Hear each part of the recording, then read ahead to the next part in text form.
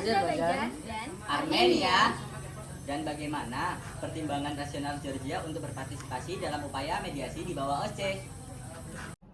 Kaukasus Selatan, kawasan yang kaya akan sejarah dan keberagaman budaya yang telah menjadi salah satu panggung dari dua negara yang sedang konflik, yaitu Azerbaijan dan Armenia, yang berfokus pada satu wilayah yang bernama Nagorno-Karabakh yang terletak di Azerbaijan.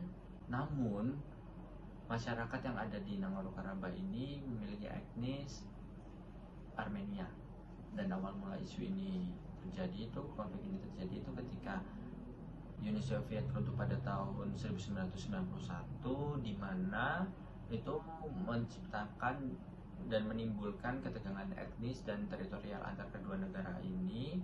Itu memuncak dalam konflik bersenjata yang berlangsung selama beberapa tahun. Dalam usaha untuk mencapai penyelesaian damai ini, Organisasi untuk Keamanan dan Kerjasama di Eropa itu berusaha untuk mendamaikan dan memiliki peran penting dalam menjadi mediator, yaitu OSCE. OSCE ini ialah organisasi yang berfokus pada keamanan dan kerjasama di Eropa. Itu memiliki peran penting, dan salah satu negara anggota yang dari OSCE sendiri itu yaitu Georgia. Itu memiliki peran penting karena Georgia sendiri itu letaknya strategis dengan dua negara ini. Nah, yang dimana ini Georgia itu memiliki posisi yang geografisnya strategis. Seperti yang saya bilang tadi, itu Georgia itu telah berusaha memfasilitasi dialog antara Armenia dan Azerbaijan di bawah OSCE. Oleh karena itu, peran dari Georgia sendiri menggarisbawahi bahwa pentingnya kerjasama regional dalam mengatasi konflik yang rumit dan membawa elemen baru dalam dinamika geopolitik dari Kaukasus Selatan. Selanjutnya ada kekuatan aktor yang terdiri dari 9 hal. Yang pertama, geografi. Secara geografis, Georgia memiliki letak yang strategis, yang mana hal tersebut membantu Georgia dalam berperan penting dalam upaya perdamaian antara Armenia dan Azerbaijan, sekaligus berperan dalam kerjasama regional. Yang kedua, ada natural research yang terdiri dari makanan dan bahan mentah. Untuk makanan sendiri terdiri dari kacang tanah, minyak goreng, gandum, anggur, serta persik. Dan untuk bahan mentah sendiri terdiri dari tanah liat, kayu damar, karet, kapas, serta terpentin. Terus yang ketiga, ada kapasitas industri. Georgia adalah produsen tanah liat terbesar, sekaligus memiliki industri produksi kertas, rokok, dan produk kecantikan. Yang keempat, ada military preparedness yang terdiri dari teknologi, leadership, dan quantity and quality of armed forces. Untuk teknologi sendiri, Georgia memiliki kekuatan militer yang dari tingkat 85 dengan jumlah personil sebanyak 66.600. Selanjutnya ada leadership. Georgia memiliki kemampuan intelijen yang cukup baik, yang mana hal tersebut membantu Georgia dalam memahami dinamika konflik antara Armenia dan Azerbaijan, sekaligus membantu Georgia dalam proses pengambilan keputusan yang lebih informan. Selanjutnya ada quantity and quality of armed forces. Kekuatan militer Georgia cukup kuat, yang mana hal tersebut menjadi faktor penting Georgia dalam proses pengambilan keputusan terkait konflik Armenia dan Azerbaijan. Kelima, ada populasi yang terdiri dari distribusi dan trans.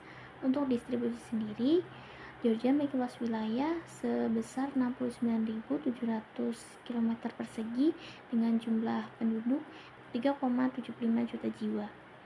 Selanjutnya, untuk tren sendiri, populasi di Georgia dari tahun ke tahun mengalami penurunan. Untuk populasi Georgia di tahun 2023 itu sebesar 3,70. Yang keenam, ada national characters. Georgia memiliki sejarah yang kaya dengan jejak-jejak peradaban kuno seperti kerajaan. Selain itu, Georgia memiliki warisan budaya seperti seni, musik, tarian, dan makanan khas. Yang ketujuh, ada national moral. Karakter moral Georgia meliputi nilai dan sikap yang dijunjung tinggi oleh masyarakat Georgia, diantaranya seperti religius, caring, fairness, dan respect. Yang ke-8 ada the quality of diplomacy. Keahlian diplomasi Georgia menjadi alat efektif Georgia dalam meredakan ketegangan serta mencari solusi damai antara Armenia dan Azerbaijan, meliputi perannya dalam diplomasi multilateral dan juga sebagai mediator. Yang kesembilan atau yang terakhir ada the quality of government. Faktor sentimen nasionalisme dan solidaritas dukungan masyarakat dapat digunakan pemerintah sebagai bentuk dukungan domestik, yang dalam hal ini Georgia telah mencoba menjadi tuan rumah dalam perundingan perdamaian internasional sekaligus berperan sebagai mediator. Oke, saya akan menjelaskan implementasi rasional aktor. Pertama, saya akan menjelaskan terlebih dahulu apa itu realisme. Dalam teori realisme, negara merupakan aktor utama dalam menjalankan kerjasama internasional. Perilaku negara dalam interaksi hubungan internasional digerakkan dengan kepentingan nasional secara rasional, termasuk dalam hubungan diplomatik. Paradigma realisme melihat bahwa dunia itu konfliktual, dan realisme menekankan bahwa kendala politik dalam hubungan kerjasama internasional muncul dari sifat egois manusia dan tidak adanya otoritas pusat di atas negara. Kemudian saya akan menjelaskan apa itu konsep rasional aktor. Konsep rasional aktor adalah teori yang mengasumsikan bahwa negara bertindak rasional dalam memilih kebijakan luar negerinya. Hal ini bertujuan untuk memaksimalkan kepentingan atau keuntungan mereka berdasarkan perhitungan rasional dan informasi yang tersedia. Oke, selanjutnya saya akan menjelaskan penjelasan rasional aktor model. Rasional aktor model adalah model untuk menganalisis proses negara mengambil keputusan dalam hubungan internasional. Model rasional aktor memperlakukan pilihan kebijakan luar negeri sebagai produk dari rangkaian ideal, di mana aktor rasional mengidentifikasi masalah, menentukan hasil yang diinginkan, mengevaluasi pilihan kebijakan potensial, dan membuat keputusan untuk memaksimalkan hasil yang bermanfaat. Georgia dalam menghadapi sengketa Kaukasus Selatan memiliki 3 alternatif kebijakan yang memberikan pandangan yang beragam terhadap peran negara dalam penyelesaian konflik. Pertama, dengan opsi partisipasi penuh dalam mediasi OSCE, Georgia mengejar peran utama sebagai mediator aktif. Hal tersebut menggambarkan komitmen yang tinggi untuk mencapai perdamaian dan dapat memberikan manfaat berupa peningkatan citra internasional. Namun, kebijakan ini memberikan risiko yang tinggi berupa tekanan diplomatik dan potensi konflik langsung dengan pihak yang terlibat. Di sisi lain, pilihan menjadi peran pendukung dalam mediasi OSCE memungkinkan Georgia untuk memberikan dukungan aktif tanpa harus mengambil risiko tinggi sebagai mediator utama. Meskipun tetap berkontribusi pada perdamaian regional, dampak positifnya kurang signifikan dibandingkan dengan partisipasi penuh. Sementara itu, dengan menjadi netralis dalam fokus pada keamanan internal, Georgia menetapkan strategi defensif yang menekankan perlindungan kepentingan dalam negeri. Meskipun dapat menghindari risiko diplomatik dan tekanan eksternal, pilihan ini juga berpotensi merugikan dalam hal peluang diplomatik dan pengaruh regional. Dengan demikian, keputusan Georgia harus mempertimbangkan keseimbangan antara ambisi diplomatis, stabilitas internal, dan potensi dampak pada hubungan internasional, mengingat risiko dan manfaat yang ada pada masing-masing pilihan kebijakan tersebut. Faktor yang mempengaruhi kebijakan. Faktor-faktor di sini dibedakan menjadi 2. Yang pertama adalah faktor internal dan yang kedua adalah faktor eksternal. Faktor internalnya sendiri itu yang pertama adalah kerja OSCE yang dibentuk di banyak tempat itu kebanyakan tidak terganggu oleh perang. Dan OSCE juga membantu mengelola ketegangan mulai dari Moldova, Georgia, hingga Asia Timur. Kebijakan yang kedua, dukungan mediasi mengacu pada kegiatan yang membantu dan meningkatkan praktik mediasi. Di OSCE, hal ini memerlukan saran, proses, dan peningkatan kapasitas bagi para aktor OSCE yang terlibat dalam proses mediasi dan dialog yang difasilitasi. Kebijakan yang ketiga, tingkat persatuan nasional di antara warga negara Georgia dapat memainkan peran dalam kebijakan netralitas. Selanjutnya adalah faktor eksternal. Kebijakan yang pertama adalah dukungan finansial dan teknik dari OSCE dapat menjadi faktor kunci dalam memfasilitasi partisipasi penuh Georgia dalam mediasi. Kebijakan yang kedua, hubungan Georgia dengan Abkhazia dan Ossetia Selatan juga dapat mempengaruhi keputusan untuk mendukung mediasi OSCE.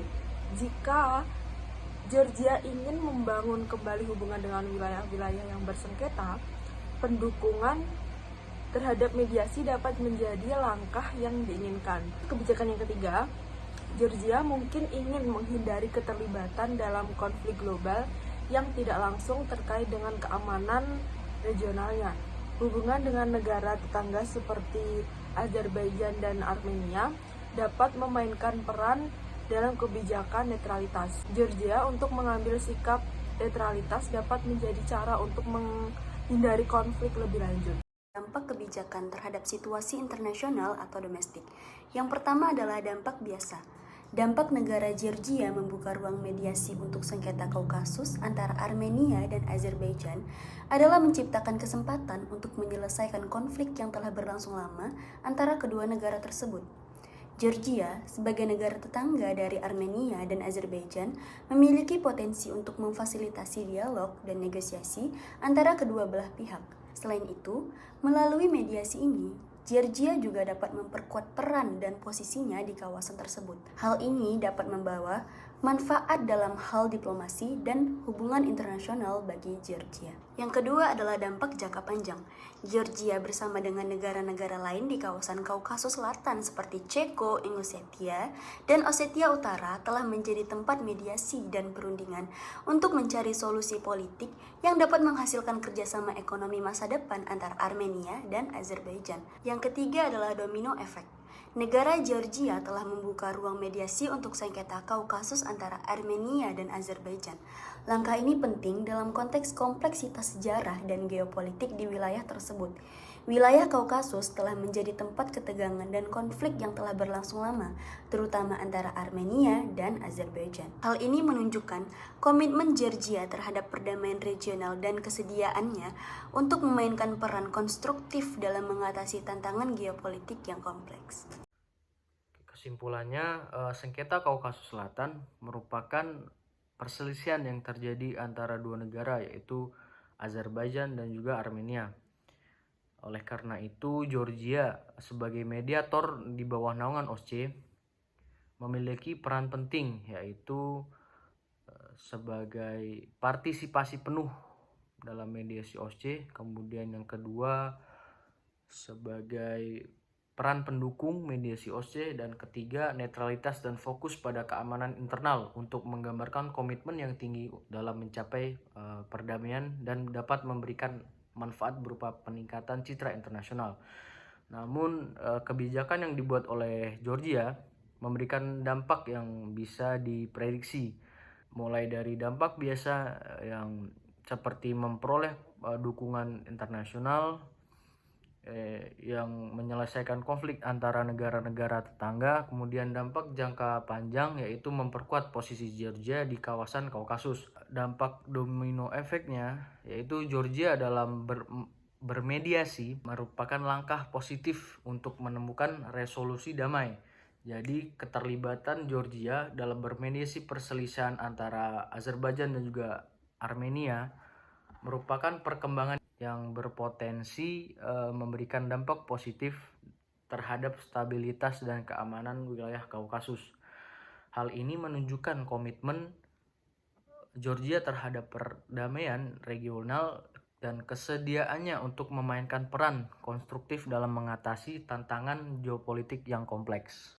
Oke teman-teman, sekian presentasi dari kita. Semoga materi kita bisa membawa manfaat bagi kalian dan terima kasih sudah menonton.